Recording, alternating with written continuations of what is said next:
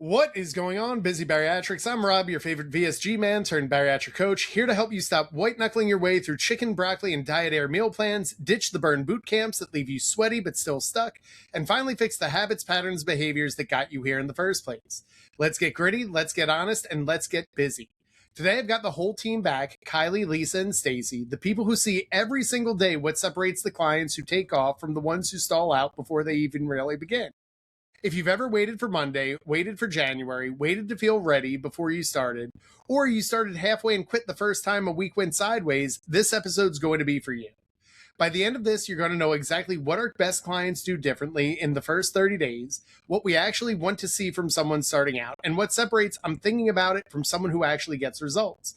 We're also going to talk about how that plays in everyone's bariatric journey and how we continue to help the community thrive after that. So let's get into it. Ladies, how we doing tonight?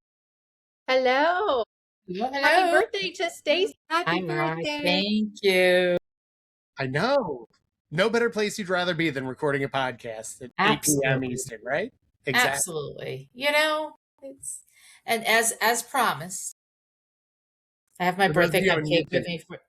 For those of you on YouTube, you're looking at a glorious orange creamsicle cupcake. I'm sure all 27 of them are thrilled to death to see it. It looks phenomenal, though.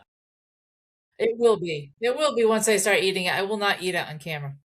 I will say, like, as fun as it is to look at, like, the Spotify and the Overcast data for how many people listen to the show, it then gets really sad when I go back and upload YouTube, and I'm like, 4, this is good. But, you know, with time, it gets up to, like, 7 by the end of the month. So we have that. We love those 4 people, though. Yes. Do me a favor. If you're one of the 4 on YouTube, please message us so that maybe we'll send you something, like a heartfelt message, because we don't have in the budget just to send everything out. But anywho, we are recording this, and by the time this episode airs, it's going to be August, which means another month done. Ladies, how did your July go? Busy. Chaotic. Yes. But in the best way, right? I feel like chaos isn't a bad thing for me. Like, I thrive in chaos. So what's been going on, Kylie, specifically, for those who may not know what busy and chaos looks like for you in your July? So I started my clinicals in school. So it's almost like having a full-time job that you don't get paid for. And so, but I'm learning a lot. I'm experiencing a lot. That's happening. My daughter, who is 1 year old, she started daycare for the first time this month. So that was a lot on my heart. With Busy Bariatrics, I think I got 6 or so new clients this month, which is so great. So I feel like my cup is full in the best way possible. I gotta always be so proud of you. It's really amazing. We've been running these workshops that have just been going off like gangbusters. And it's been amazing to meet with so many people who finally either they've listened to the recording or they're there live. Stacy's been on every one with me. And the questions we get at the end, we go a full 90 minutes with the presentation. And then we book out. I want to say that 2 days afterwards, I end up meeting with about 12 to 24 people, either helping with metabolic assessments, bringing new clients on. And it's been so cool to see inside the hive. We've had so many new bees come in, and watching bees that even started 3 months ago talking about, like, look, it's overwhelming in the beginning. And then bees that have been here for like years have even said, like, look, like, it's overwhelming, but it's so worth it. So we figured, why don't we just record a podcast episode of how to manage overwhelm? I know if you're not in Busy Bariatrics, like, bariatric surgery can kind of have that. But it's been cool to see so many of your newbies coming in and thriving and striding and, you know, getting caught up with everything. Lise, how's everything been with you? You muted yourself, Lise. While Lisa's figuring out how sound works, we're going to go to Stacy for her birthday recap. Well, I will say July flew by for me, and I didn't think it would, because it was my last official month as a fully employed by Verizon employee. So I really thought it would crawl by, but it did fly, and I have exactly 4 hours of work left, and then I'm done. I'm on vacation this week. I go back on August 3rd. I work 4 hours, and then it's goodbye. I'm fully retired from there, and fully employed with us. Fully employed with Busy Bariatrics. I mean, not that I'm not already, you know, theoretically, but I mean, fully mentally employed by Busy Bariatrics, really. I will say I'm excited for you because I feel like you're going to work like I do in the summertime where it's like, look, doing two full-time jobs is a lot. Only having to do one after doing two full-time ones for 2 years almost seems like every day is a vacation. Yes. But I think the best part is whenever I call you, text you, or anything, and I ask how you're doing, you've told me like 8 shifts, 12 shifts, 7 shifts, overtime. Like it's not been like a good or bad. It's literally numerical. But where it's been a little bit slow but fly by, I'm excited to see where everything's going. And today's your birthday, so walk us through like what you do for your birthday at 57, with 4 hours left in your shift and a vacation. Well, it was a good weekend. On Saturday night, husband and I went to dinner and we went to a show that ended up being a very interesting show. The name of the band was Magical Mystery Doors, and they were a Beatles, Zeppelin, Doors tribute band, but not a band that just did songs from each band. They mashed them together. So they would start to play the music from like a Zeppelin song and then start to sing like Doors lyrics to it. Okay, interesting. Almost like a DJ club mix, but with like live musical players there. Yes, and it was completely mind blowing, and it was like in the most amazing way, and it was such a just amazing show. So I was very glad to go to that. And then every year on my birthday for a dozen or so years at least, I've always gone down to Connecticut, and there is a sunflower festival that benefits Make a Wish at a local farm down there. And so that's what we did Sunday. It was the last day. It's always the week of my birthday. It always either begins or ends on my birthday weekend. And you wander through the sunflowers. There's an ice cream stand there, and they actually make a sunflower ice cream, which I didn't go and have the ice cream just for the simple reason that the line was literally hundreds of people long, and I just didn't want to stand in the line and have the ice cream. And then you go into a sunflower field and you get to cut your own sunflowers. They give you a pair of shears. You just wander through the sunflowers. You cut your own bouquet of flowers, and they're like $3 a piece, and all the money goes to Make a Wish. So I did that, and I have my giant bouquet of sunflowers. I should have brought them in and put them behind me, but I have a giant bouquet of sunflowers out in my dining room. And then we meandered home, like through back roads, through Connecticut and Rhode Island, and came home. And then today, I really just kind of chilled. We had my granddaughter this morning, my granddaughter is the same age as Kylie's daughter, just a little over a year old. So we hung out this morning, and then I went and got my cupcake and threw some steaks on the grill for dinner. And now here I am. Like, that was it. It's my birthday weekend. Always a good way to spend the day. I will say though, like one thing I always hate about farms is I feel like we do the labor for them and then they charge us more. So, and like now I'm going to sound horrible because it's like, well, the money goes to Make a Wish. I'm like, yeah, but we're still doing your work. Like in New Jersey, you'll go apple picking in like, October, and you pay more than the grocery store apples, and it's 5 hours of your life you don't get back. And this is where like I'm always the monster of the group because I'm like, we could go to Wegmans and just get like a whole bag of these for half the price and they're better. And then everyone's like, well, it's an experience, but like, okay, but I'm glad you enjoy it. So, always good. Lise, what's new with you? Well, I figured out how sound works. So proud. Yeah, it's been a blur. Doing some in-person training, which is kind of exciting, and I did a new certification. All of this is coming back to Busy Bariatrics to sort of improve our programming, and I'm excited about it. I will say it's been so fun to like talk to you on the side as like you're working with in-person clients more and you're getting extra certifications and just watching the eagerness of you like being like, now that I've kind of seen more of this in person, I think this will work. Or simple things of like, yes, in theory, I like this exercise, but when we're working with like an older population or certain people who need corrective exercises, you're like, this adjustment actually works better.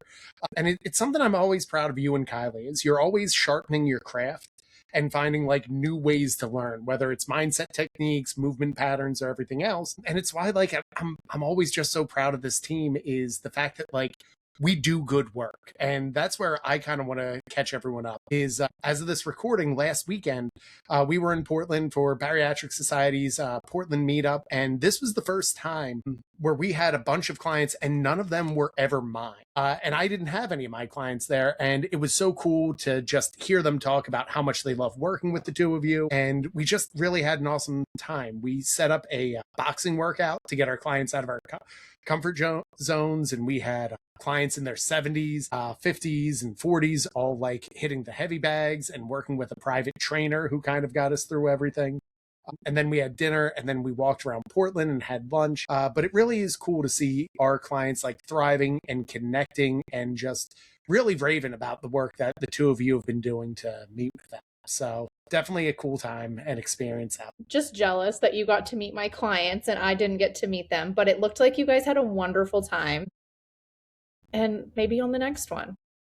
Yeah, I think if anything, it just shows our clients really do clamor to meet each other and connect. And a lot of the big things, like even when we were having dinner, like we had a really cool rooftop bar that we had dinner at. So you could overlook Portland and do everything. And the views were nice, but Kylie's client, Autumn, actually brought me, because she knows I'm a bourbon fan, brought a very nice bottle of bourbon, which we had in the lobby. And then went up to dinner. And the main thing, though, was just them connecting and realizing how much they had in common, how much we talked. I spent a little bit of extra time out there, so I got to go on walks with some of our clients, meet and do different things, and just really cool to see the connection that we have and the relationship that you guys build with our clients just is second to none. On top of that, like we've been recording so many episodes for this season with our clients, and it's kind of the same theme. Like I'm a little jealous because like as we've been growing, I've kind of had to focus more on the business parts. But even the interviews this year are all going to be pretty much clients that are working with Kylie and Lisa, and it's just I'm so proud of their results, and they really do have taken a keen liking to everything that you two have been doing. So it's kind of fun to talk about that. But like we said, we have so many newbies coming in. We figured like talking about the overwhelm that can kind of come with either starting a new program, starting something scary, or doing anything else. Let's kind of talk about like bariatric surgery first, and then kind of work on how we help our clients with the overwhelm. Because the biggest thing I hear in the community, especially when we do these in-person events and when I'm working with either different surgical centers, doctors that we've worked with, both in person, virtually, it's I've had bariatric surgery. I have like all these things that I have to do. How do I kind of put it all together? When clients come to you, ladies, like what are some ways that we help them like stop the overwhelm and make it practical for them? I know for me, my first thing that I like to tell them is stay connected. The easiest thing to do when we're overwhelmed is to shut down. And that's kind of the opposite of what we need to do. As bariatric patients, we're used to giving up on ourselves a lot, right? Even when we don't, show up in the smallest way, we throw in the towel. We're like, well, I'm just going to give up the rest of the day because I've already failed. And it's like, no. We don't do that anymore, right? We are learning a new lifestyle, stay connected, whether that's to us as their coach, whether that's to the group that we provide, the community that we provide. Maybe it's your surgical center if you're not a part of Busy Bariatrics, but stay connected even in the most simple way. No, absolutely, definitely very important to do all that, and having that connection early plays a part. Lisa, when someone's kicking off with you, what are some things that you kind of look for or help them understand as they go through? The first thing I always say is we can't do everything perfectly at once. We eat the elephant one bite at a time. So we pick something to start with and we move forward. When we are coming out of bariatric surgery, particularly the people who are very recently post-op, they're in a learning phase. They're learning so much about what this lifestyle is going to look like, about how to eat. And I kind of remind them that this is a learning moment. And again, we're not going to do everything perfectly. We're going to make some mistakes, but that's how we figure it out. And just to like give ourselves a little time to get up to speed. Yeah, I think it's so critical that when we look at everything, it's like, look, we have the busy method. And it's like, we are talking about building habits, understanding nutrition, staying active, showing up for yourself, finding healthy sources of dopamine and emotional regulation. That's a lot. Like, even when we introduce clients into the hive, our other bees will kind of share what they're doing. And that can be really overwhelming. And we have to remind our clients and people who are just having bariatric surgery. For some of us, like, we're in year 6 or year 10 or, down the road where we've built this over a lifetime. We don't expect you to get it even in the first 6 months you work with us. For some people, it takes 16 months and they're still continuing to work and get amazing results along the way. Stacy, you have always the toughest task because you do all the back end work for clients. What are some things you notice that kind of helps them succeed, or how do you kind of make sure that they stay on point when they come into Busy Bariatrics? Well, for me, like you said, with a lot of the back end stuff, the technology can sometimes be daunting. And a lot of times, and this goes whether you're brand new out of surgery, not brand new out of surgery, whether you're someone coming into Busy Bariatrics who had surgery years ago, had regain, had revision. Sometimes you've just kind of been going along doing your thing. Now you're in a program where you're expected to do things like track and use apps and stuff like that that you might not be familiar with. And you're trying to learn all of that and trying to kind of learn what we're teaching with the Busy method and Thrive and whatnot. And sometimes you can get lost. So I like to try to help them, kind of stay on task and like, help them find things and thrive inside the hive. Like, that's like the biggest part of it right there, is even though it can seem like it's big and daunting, thrive inside the hive is probably the best thing to kind of get lost in and dive into and poke around into, because that's where you're going to find the things that are going to help anchor you and center you and teach you how to get all the other stuff done. And I think that's like really important too, because you've done an amazing job of taking our entire resource library and organizing it from start to finish. But I think like, because we handle people who are anywhere from like 2 months prior to bariatric surgery up to like 10 years, telling everyone you have to start at this one point is incredibly stupid. And we do a really good job when like I'm meeting with clients as they come in. We've gotten a lot better of like getting all that data and making sure that when we're handing off either Kylie, Lisa, or they're coming into the hive, of being like, this is exactly where we need to meet them, and giving them like a small, simple thing to win with. Whether it be like, hey, if you've never tracked before, expecting you to do 2 weeks right off the rip is daunting. It's finding where they're at, really working with it, and then figuring out where they want to start and go into it. And like, why don't we just go through the Busy method and talk about what are some basic ways people can get started. The B's for building habits. What's one of the first habits like new clients or new bariatrics should be working on when they're overwhelmed? Journaling. Love it, Kylie. Can you give more than one word to expand? Yeah. So I'm someone who, I say this all the time, but thoughts that stay in your head, stay in your head. And thoughts that get out of your head and on a piece of paper can become a plan. It is so easy for us to take a thought and just push it to the back of our brain because we're distracted by something else. We've got kids running around. We've got other people needing us. And we can't give that thought our full attention if we don't get it out on a piece of paper or a journal. So if you're frustrated, if you're overwhelmed, if you're struggling with your nutrition, whatever the struggle is, brain dump and get it out on a piece of paper, give yourself a minute to chill, and then go back and read what you wrote on that piece of paper, and you can highlight what stands out to you as a problem. Now you've got your problems listed out, and that's step one. Like, that has to happen in order for us to have a solution. So journaling is such an incredible habit, to something I continue to work on every single day. Yeah, and I love the fact that you model it for a lot of your clients. And a lot of the times when I'm meeting with them, the biggest thing that I think I hear from your clients, Kylie, is this idea of like, I came in overwhelmed and then it seemed doable. And I think that's really one of the best things that we do for all of our clients, is really have them reflect on like, where is the overwhelm, and then sort it out and bring it back to us. Lise, what's something you think we should all be working on as a habit to start off? I think we need to get comfy with data.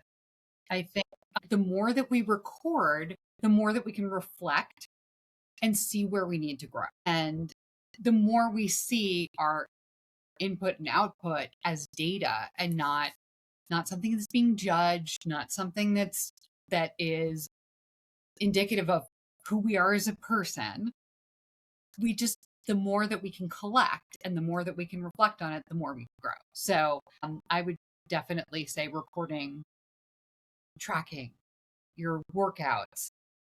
Those are the things that are going to help you. And it is really cool because I know, like, seeing you working with a lot of your clients, you do a very good job of just getting the facts over feelings part of them. And that we just need, like, the data to kind of look at it. So, like, a lot of what your clients really thrive with, Lise, is seeing this idea of, like, look, objectively, these are the numbers. It's only a starting point. And to be honest, if they were perfect, they probably wouldn't need us in the first place. So you do a really good job of being like, we're just collecting the data to take a look and then really getting the idea of like, okay, let's fine tune this and really start to shape it. And it's why it's so cool watching clients that have now stayed with you close to a year because you've been with us, because they've just continued to see progress where it's like, look, they're still not bench pressing a Buick, but they've doubled some of their lifts, or they've lost 25 pounds of their regain because you've really taken them of just that one bite of the elephant at a time and been like, we're just going to focus on fiber, or we're just going to focus on bicep curls. And you meet them where they're at and do a really good job of just keeping them actionable through the whole. Yeah. And we can't meet you where you're at if you don't show us where you're at. Yeah.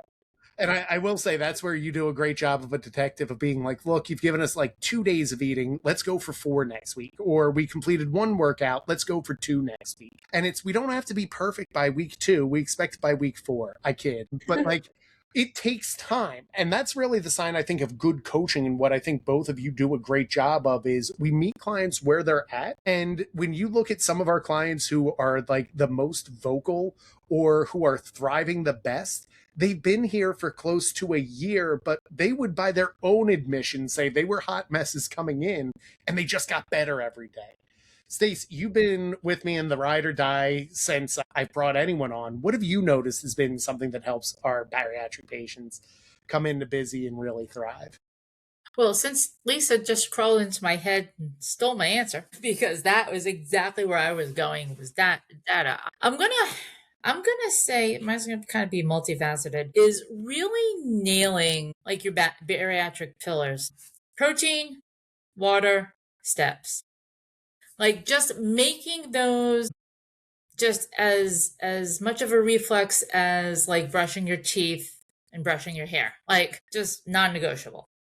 If you can do those things every day, prioritize your protein, make sure you hit your water goal, make sure you hit your step goal without even thinking about it, then you know that if everything else goes sideways, you've got those on lock and you're going to be, you're going to be okay. You're going to be able to build on those. Absolutely. And, looking at like now hundreds of clients who have come through and thrived through this system, a lot of the times, like, we just have to start on the basics and expand upon that. To tie in everything, I will say, I think the best habit that our clients can really do by taking all 3 of these is completing their check-in form and just taking some time of like putting it on their calendar to make sure that they're reflecting on where they're at so that we have an exact picture of like, hey, we're putting everything that Kylie, Lisa, and Stacy just said.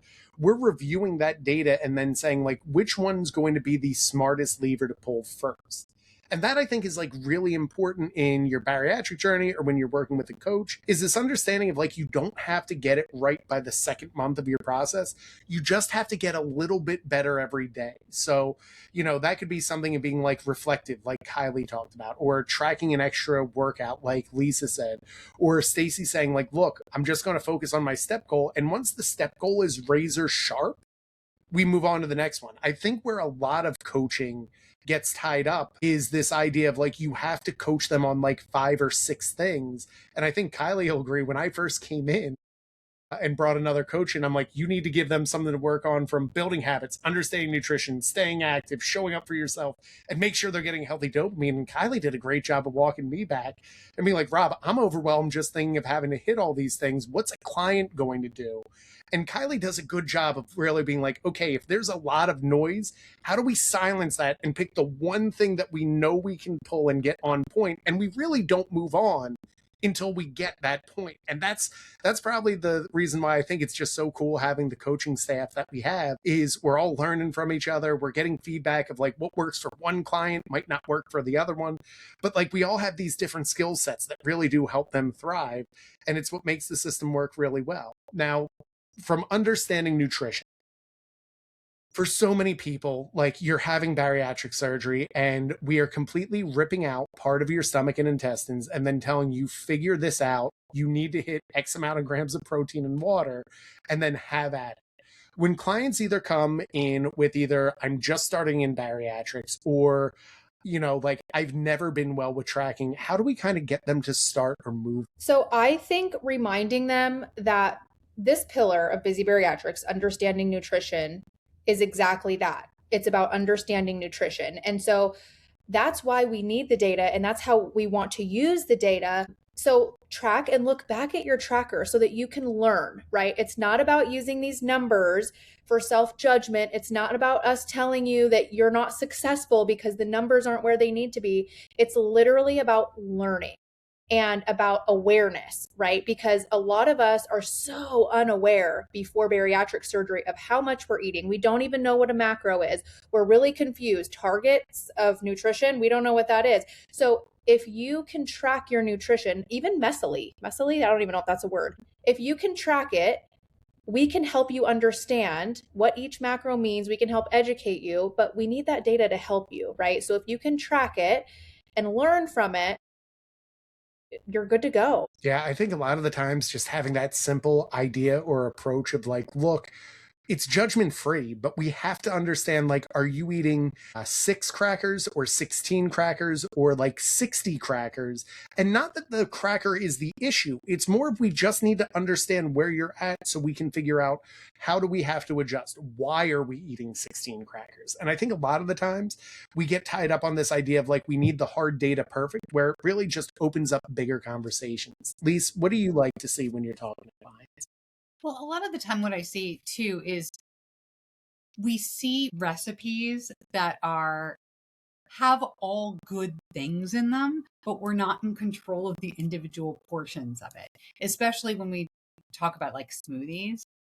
Smoothies can be wonderful things, but if you're throwing every single fruit in the world into your smoothie, you're intaking a lot more calories than you think you are. And that goes back to the awareness thing, is all of what you're putting in your smoothie is great, but it's all about how it works together. It's all about the sum total of it. And there's an aspect of nutrition that just math is math. And sometimes it doesn't math. 100%. I remember being at a specific gym where they offered like discounts for smoothie packs if you got them. And it's like I would do like a full body workout and then have an 800 calorie smoothie. And if you really looked at the math of it, not to say you earn your calories, but if I only burned 400 doing the workout and I had an 800 calorie like recovery smoothie, I'd really be better almost like staying home or just going for a walk and not doing the whole thing as a part. So yeah, just understanding like the basic idea of like how a recipe works, but also how to put it in and reflect it, I think really does give some eye-opening information for clients. Stace, what do you think? There is a reason and season for your nutrition.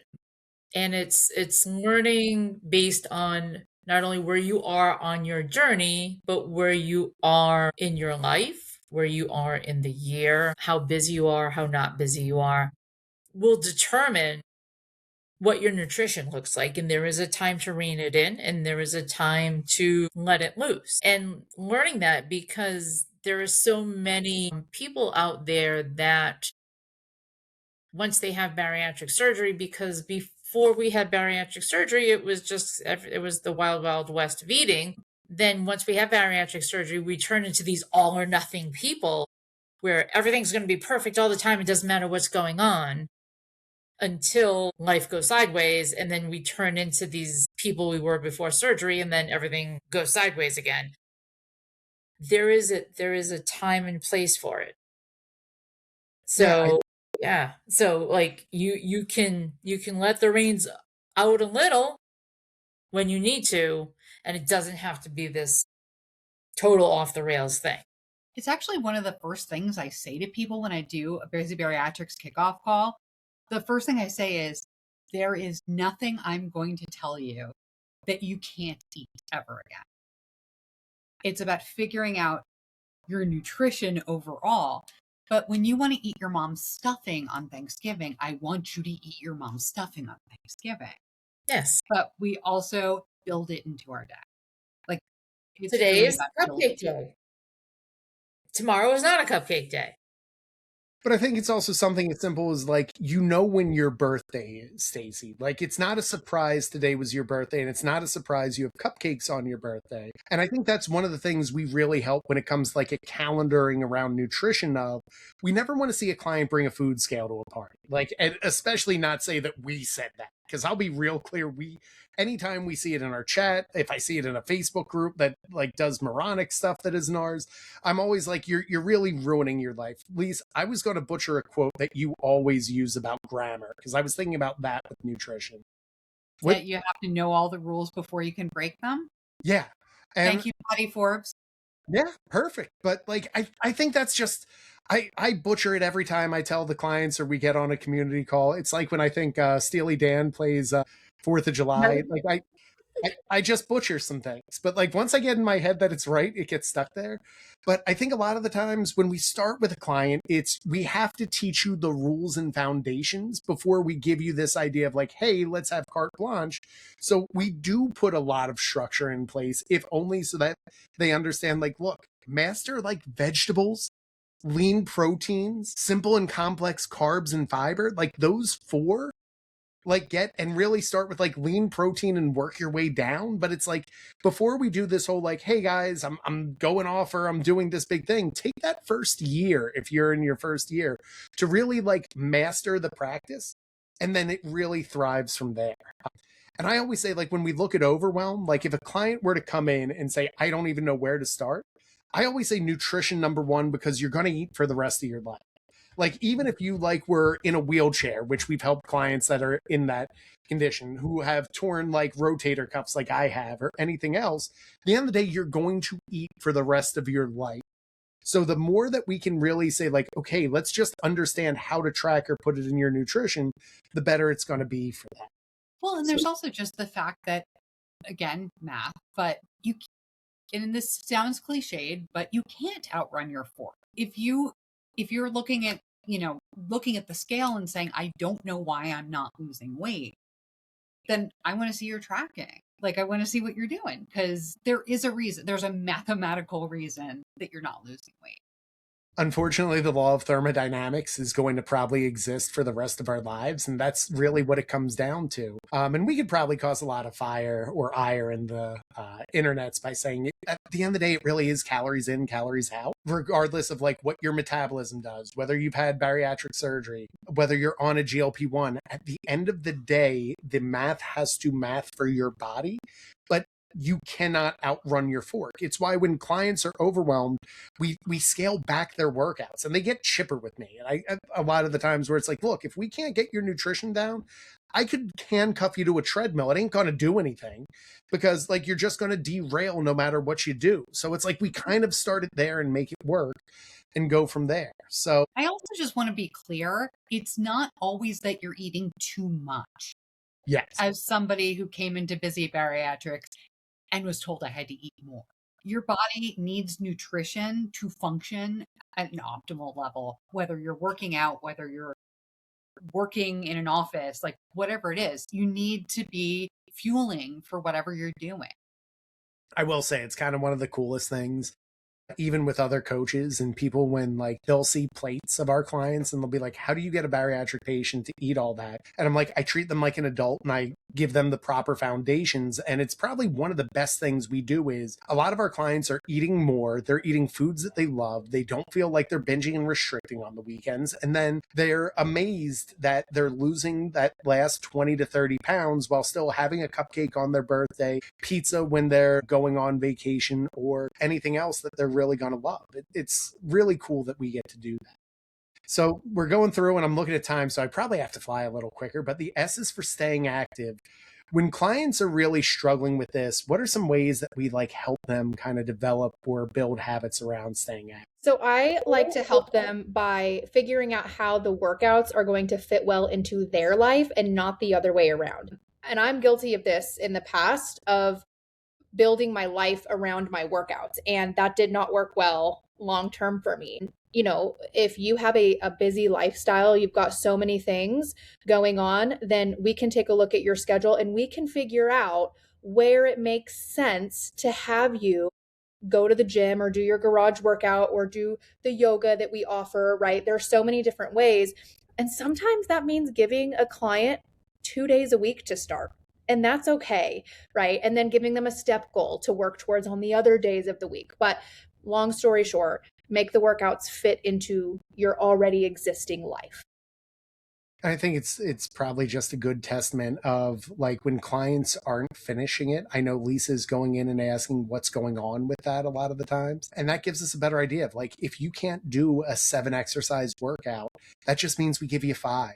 And then if that doesn't work, like maybe it is 3, or if we're struggling with that, we go from there. Lisa, you handle the oversight of almost everyone's fitness plan from like womb to boom for everything. So what do you do when you see like a client isn't completing workouts or struggling to get through everything?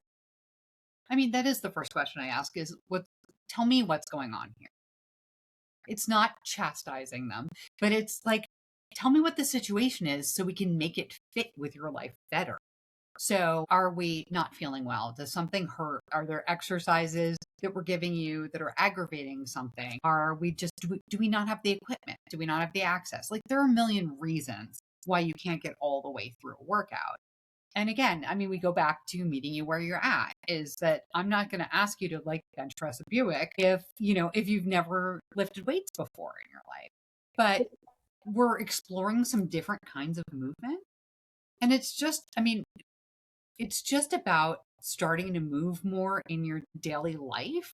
And you know what? A lot of our clients find that once they start lifting things, that they get really excited about it. I can speak for my clients. I have a good number of them who are just like not even concerned about the scale anymore. They just want to lift heavy things. So yeah, they're lifting heavy. They're getting great body comp. And I think that's a cool thing to watch with a lot of our clients is they kind of ditch the scale. And it's like, yeah, I might have only lost 2 pounds in 6 months, but like I no longer have, I can think of like 2 clients specifically. One where like she flexed and she could see her full bicep and just loved it. And then another client who wore a bathing suit and was like, I didn't have that roll of fat over the top part of my swimsuit. And that's really where the wins come in. I think more than the scale numbers, if we can eliminate that. And I know, Lisa, like you kind of meet everyone where they're at. I remember a client who couldn't get to the gym, but where they were saying all they had was TRX bands. And we built a TRX program pretty much like within a couple of hours. So it's like, hey, you have this and here we go. And it's something that we just pride ourselves is we meet the clients where we're at and we're getting it. Stace, how about for you? Well, as the self-proclaimed, started with the 15-pound dumbbells in the basement, I think the big thing is to not underestimate yourself. I mean, everybody comes in scared. I don't care what level you're at. Everybody comes in scared.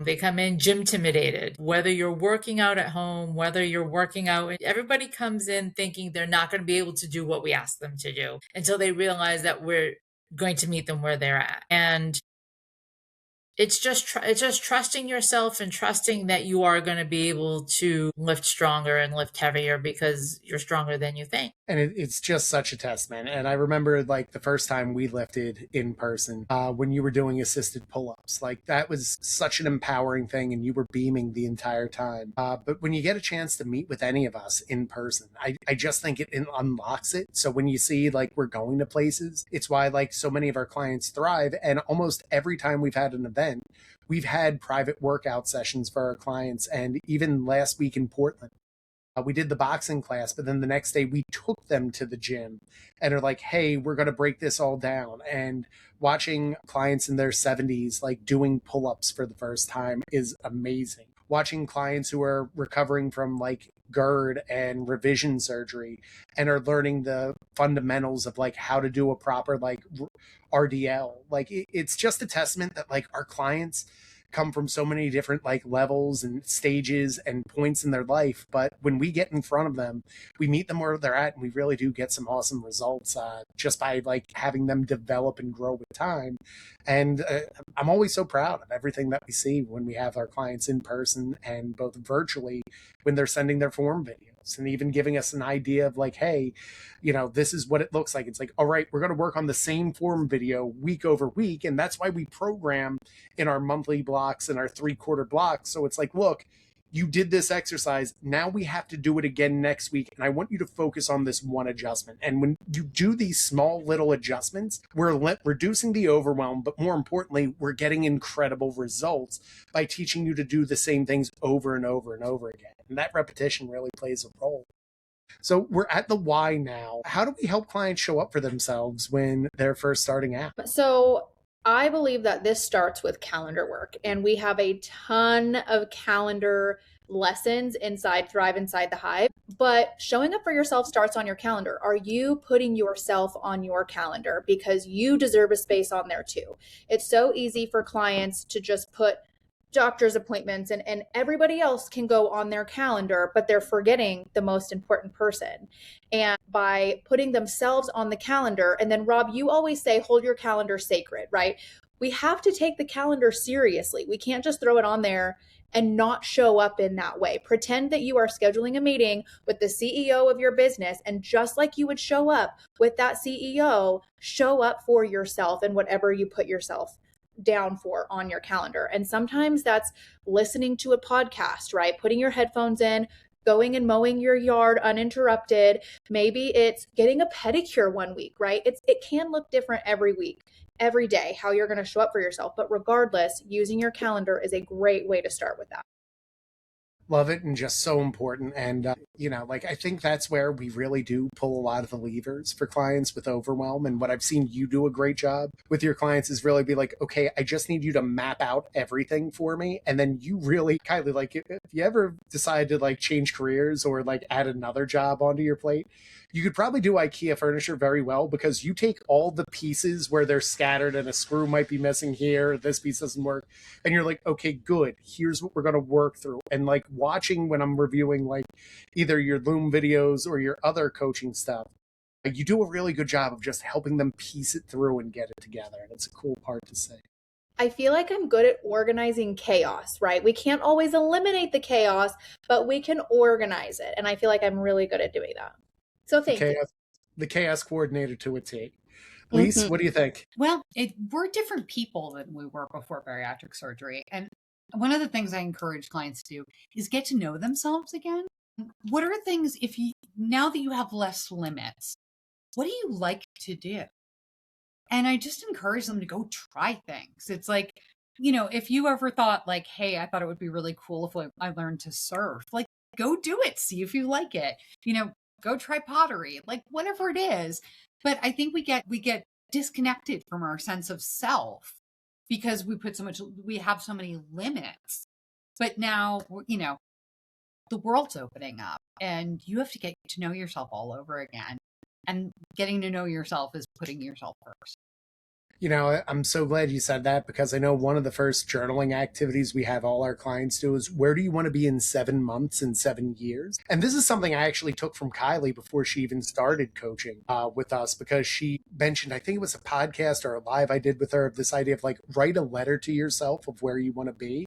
And then I kind of took it with all the data shows 7 years and back ended to that.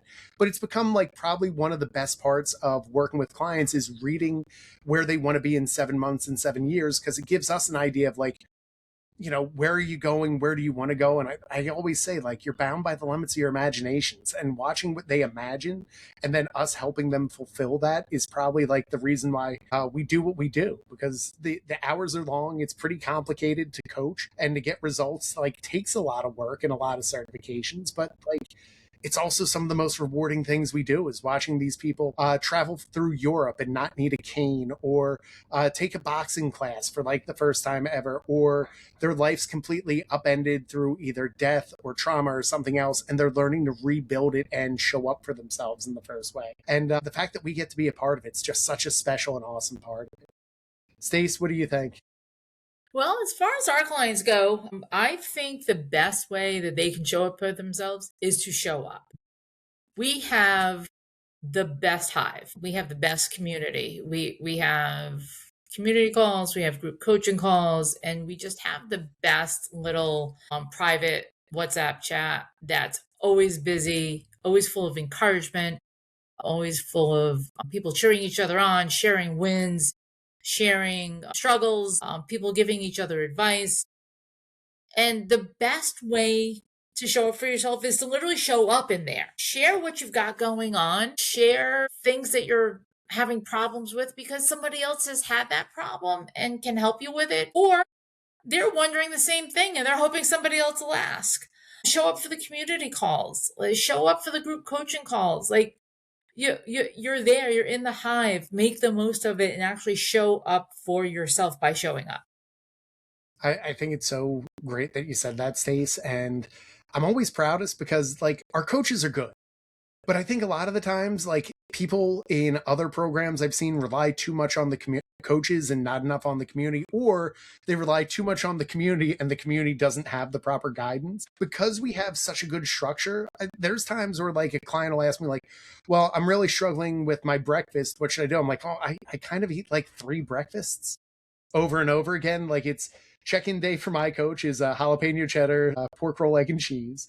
The other days are, it is like I weigh in, I've got my low weight, and then I go have my breakfast sandwich, and then I'm back on it again, you know. And then like really weekends and weekdays are some form of eggs, chicken sausage, and hash browns, like to hit my proteins, carbs, and fats how I need. But like I always say, like, go in and seeing the answers that they have sometimes work the best and really do give more inspiration, and watching them share recipes, share like exercise techniques, what leggings that they like, you know, all those things are probably better answers than what I give. Especially the leggings. Yeah. Don't take my legging advice. Don't take Rob's legging advice ever. Yeah. So with that, like we're at the healthy sources of dopamine and emotional regulation. I think this one's really important, especially when people come in, because for so many times the reward has always been food. What are some ways that like clients can really start either emotionally regulating or finding a healthy way to celebrate a Yeah. So sorry. I'm sorry. No, it's fine. I'm glad you said that, Rob, because I do know that for a lot of us, it was food for so long. So it is just such a natural thing for us to use food for that reason. And so for me, I encourage like trying a new hobby. Maybe it's music, maybe it's baking a new recipe, and finding something that can bring you that joy that maybe isn't going to mirror the dopamine that food gave you, but it can get you close enough so that you can be successful, right? And so I know that for me, something that I've taken up recently is chalk, you know, and going outside and doing chalk on my sidewalk. And that just brings me such an incredible amount of peace. And I know it sounds so weird, but like I wouldn't know that if I didn't try it. Right? Music is also something. I don't know, like music, when I put music or headphones on, it almost like puts me in a whole different world. And so it brings me this like, I don't know, this rush of dopamine. And then like baking, right? We could still bake food and love food as bariatric patients. That's fine. But maybe finding new recipes to try and tweak a few of the ingredients here. And how can we maybe make this a little bit healthier? And I think that that can be a great way to find a new source of dopamine. And I will say, like, art therapy has shown so much to help relax people and even help them open up and talk because they're engaged in something. And I will say, Kylie, I always like peeping your stories because you do if you guys aren't following Kylie, she does a really good job a lot of the times of starting a drawing and then it's like, ooh, what's it going to be? And then I like click 2 more. And I'm always wrong. I will say, like, that's the best part. But then when the finished product comes out, I'm like, damn, that's good. Yeah. Like, I did not realize you were that good of an artist. You know, I didn't either until I started doing it. Yeah. And I think that's a great example of like, you don't know what your talents are until you put them to something and just keep trying and building it. Please, what do you think? So one of the things that I ask clients to do is create a menu. Think of like 4 or 5 things that you like to do, that give you some peace, that give you some joy, that make you feel relaxed, and do it ahead of time. It's part of the emotional regulation is if you leave yourself naked with no plan and your boss yells at you, what do you go do? You know, Put clothes on if I'm naked and my boss is yelling at me.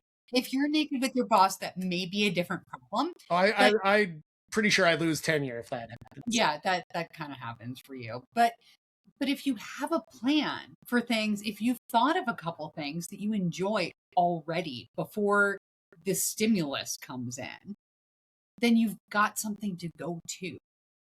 So find some things. If, I'm a baker too. Kylie and I both bake a lot. If I need to do something, if I need to focus on something else, it's like, that's a good thing that's on my menu. Yeah, and I think sometimes just keeping, like, when our mind gets filled with, like, negative thoughts, like, for me, a lot of the times, the reason I listen to podcasts is if only because, like, I don't want to hear the voices in my head right now. And, not, like, to an extreme level, but more of, like, I have self-doubt like everyone else. There's times where I call Stacy and she's like, I got to change my number at this point, especially now that I don't have the other job. But it's like sometimes just calling and connecting or discussing can really work with it. Stace, besides listening to me when I call, what do you do to like reset yourself or not get angry? Well, that's actually exactly where I was going to go. So now you can just get out of my brain.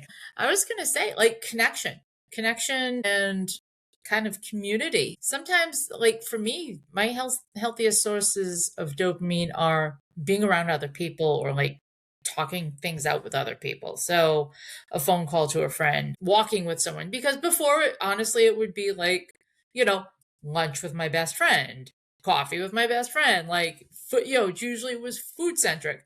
But now it could be a walk or, a gym session with a close friend or something like that, where you're getting that connection and you're getting like you're getting that dopamine of being around the people that you really enjoy being with, and maybe kind of working some movement into it as well.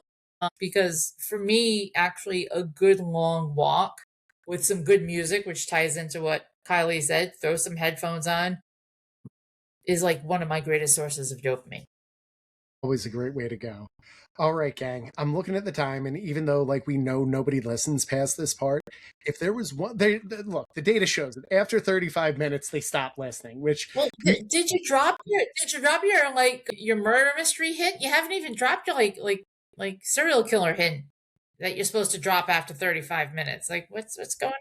Well, yeah, usually I tell people like this is the part where we turn to a true crime podcast. Exactly. And then like we mentioned, like when I was in Portland, there was this one spot on the hike over on the right part of the parking lot where if you look down under, a client actually mentioned, this is a great place to drop a body. And I was like, good to know.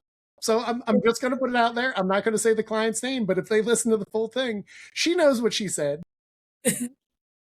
All right. On that happy note, I won't say I didn't murder. Well, no, I didn't murder anyone this week. But anywho, we're at the end of the episode. If someone is entirely overwhelmed, though, what's one last piece of advice that you would give? Don't give up. It doesn't have to be perfect. It just has to be forward movement. Ask for help. Write down on a piece of paper what's overwhelming you. All of it. Yeah, I'll take all three of them. Write it down in like a messenger. Message me, Kylie or Lisa, if you are a client, or Stacy. Or if you're listening to this episode and like, I'm just overwhelmed, I'm going to leave a metabolic assessment in the notes. Fill that out and we will help you figure out your first step there. See how I still put product placement no matter where we are in the episode? So with that in mind, ladies, if you're sitting here waiting for the perfect week, the perfect Monday, or the moment you finally feel ready before you get started, and you want a clear plan for how this actually works from day one, it's time to stop waiting and start doing the one thing that actually predicts success, showing up honestly and communicating with your coach, starting now, not someday.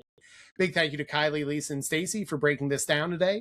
If you're sitting here wondering where to start, take the free metabolic assessment that I literally just mentioned if you're still listening, and we'll sit down and help you put it all together. And as always, keep getting busy. Bye, everyone.